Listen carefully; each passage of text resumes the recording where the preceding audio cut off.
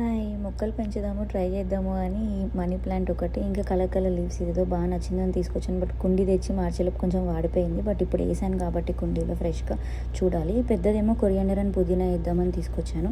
Half coriander, half పుదీనా వేద్దాము అని.